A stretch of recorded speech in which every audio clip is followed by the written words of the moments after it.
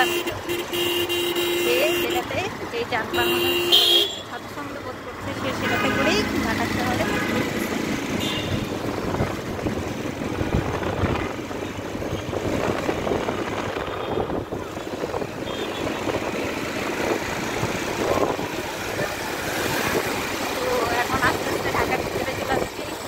বাতাসটা ঠান্ডা নেই, গরম, জ্যাম আস্তে আস্তে একটু বাড়ছে।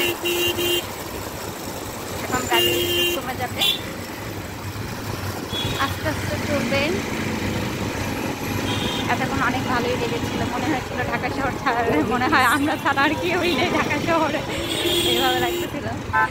এখন দেখা যাচ্ছে যে আস্তে আস্তে গাড়ি, এখন বোঝা যাচ্ছে যে হ্যাঁ ঢাকা শহরে আসলে এখন অনেক লোকজন আছে, সবাই আসলে গ্রামে যায় না, এখনো অনেকেই রয়ে গেছে।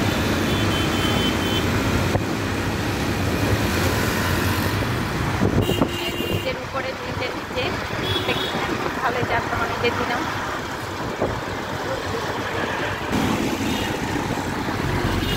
এই যে ঢাকার জ্যাম শুরু। আমরা পূর্বাচল থেকে কুড়িল বিশ্ব রোড এসে পড়েছি, আমাদের বাসা পূর্ব নয়টা।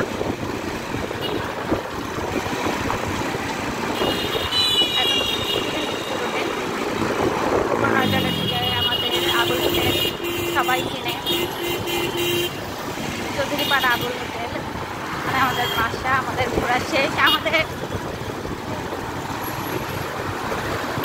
দুজনের ইচ্ছা এই 3 দিন ঢাকা শহর নিরিবিলি 3 দিন আমরা বাইক দিয়ে ঘুরবো। এই যে জ্যাম শুরু,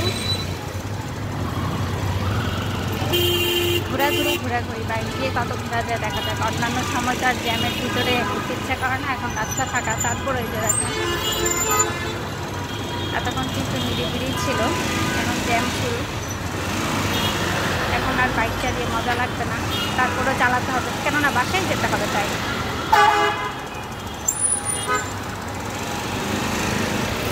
সবারই তো ঘোরা শেষে বাসায় যাওয়ার রওনা, কেউ বাসায় যেতে ব্যস্ত, কেউ ঘুরতে ব্যস্ত, আমরাও ব্যস্ত লোকজন। এখন আমরা যমুনা ফুটবল পার্কে,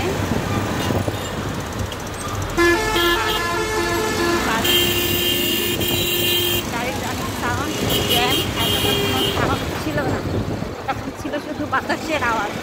এখন শোনা যাবে জ্যামের আওয়াজ, গাড়ির আওয়াজ, তার সাউন্ডের আওয়াজ পরিষ্কার পাওয়া যায়।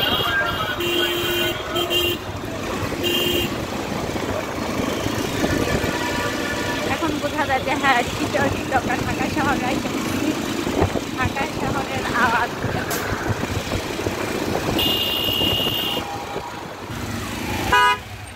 জ্যামে যাচ্ছি।